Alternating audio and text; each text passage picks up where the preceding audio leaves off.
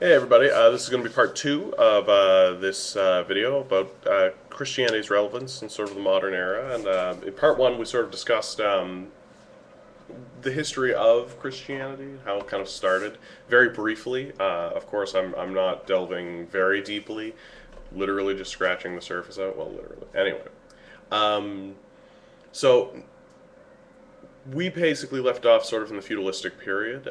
Slavery had kind of gone the way of the dodo. We had entered sort of a period of feudal rule, little pockets of humanity around the map everywhere.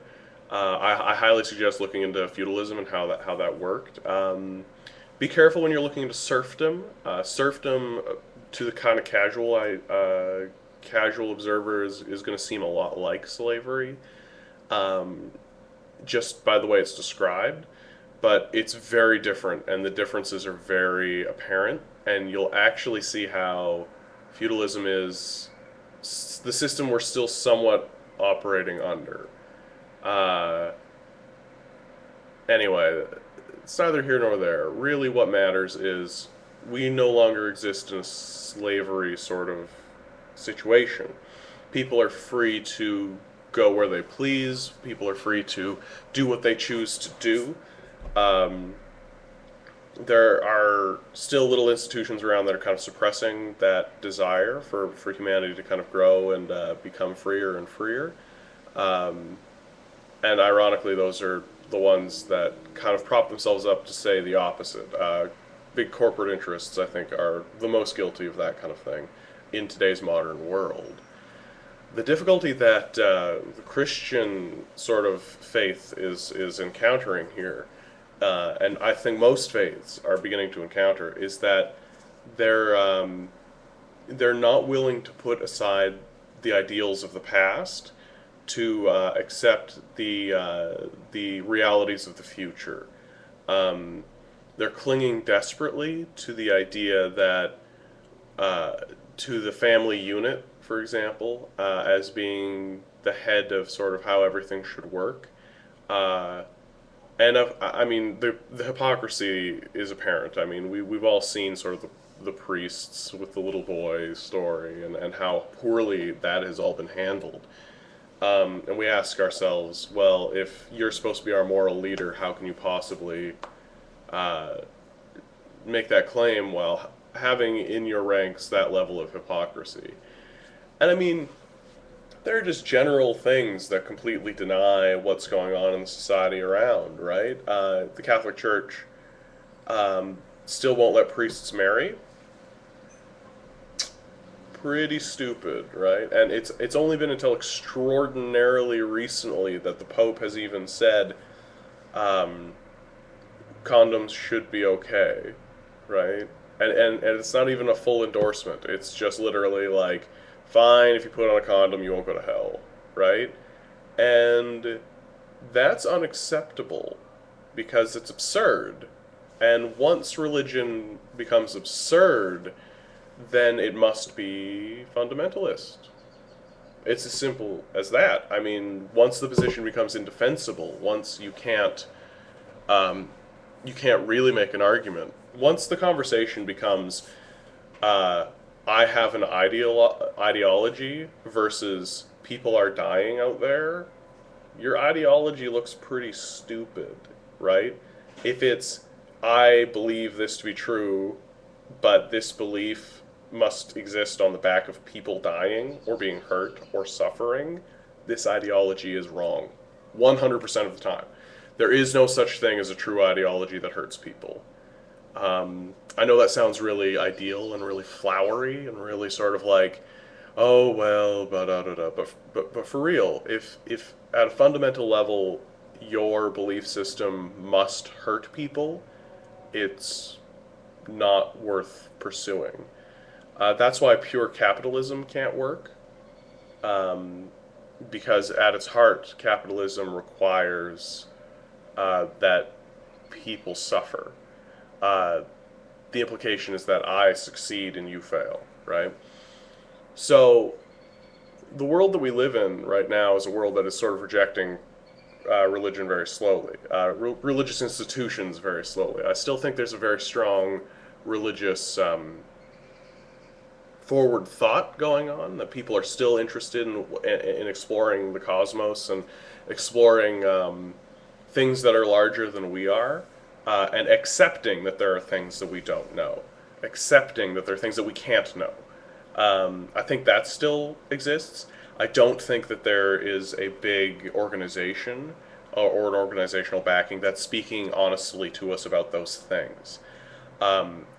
I think if Christianity wants to continue being relevant, the way they were during the time of Jesus and the slavery movement that demolished slavery in the ancient world, then Christianity can't rely any longer on ideologies that are wrong, that are just not helping anymore, that are not doing what the church set out to do.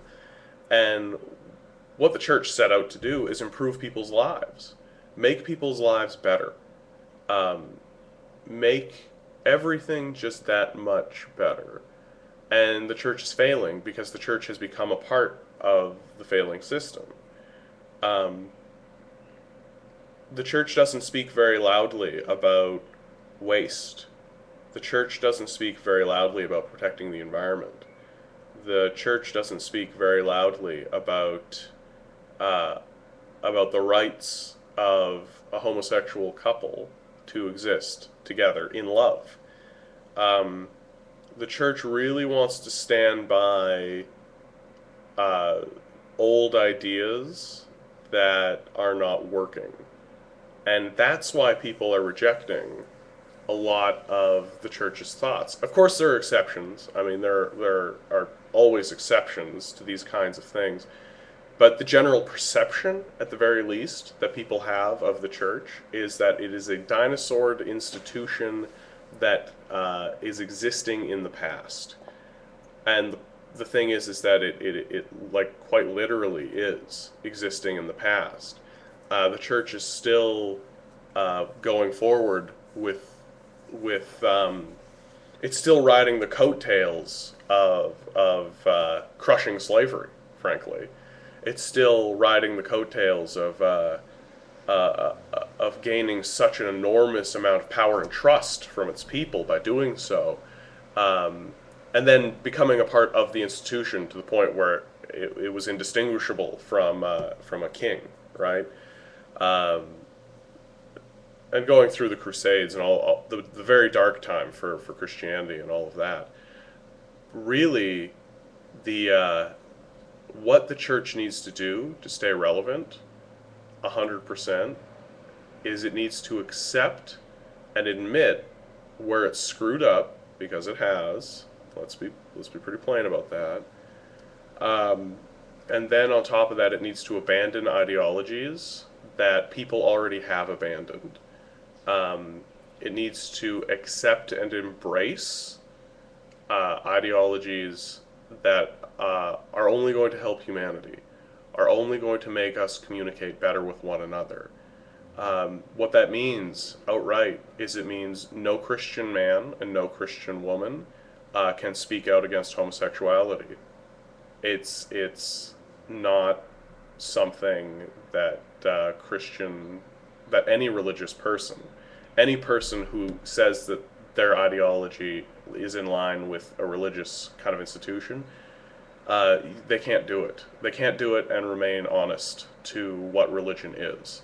Um, they have to abandon ideas like science can be wrong. They have to abandon these kind of things. They have to accept truth, and they have to accept the facts that are placed in front of them, and they need to remove ideology. They need to remove harmful ideologies from what they're doing. Because frankly, right now, the church is an institution that we can be rid of. And the only way it's going to change that is if it begins becoming a force for good again. If it begins working to help people as opposed to maintaining its own structure of power. Anyway, guys, that's my 10 minutes. So that's part two. Some really broad, sweeping strokes, but I hope you enjoy it, and I hope you like to hear more.